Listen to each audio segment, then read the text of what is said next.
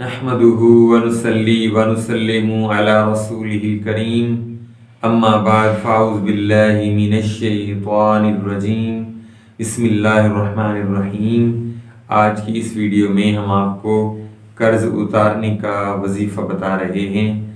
دعا سماعت کیجیے۔ اللہم اکفنی بحلالک عن حرامک واغننی بفضلک عمن سواک۔ اس دعا کو پڑھنے کا طریقہ یہ ہے کہ ہر نماز کے بعد 11 مرتبہ پڑھتے رہیں اور صبح شام بھی 100 مرتبہ پڑھیں۔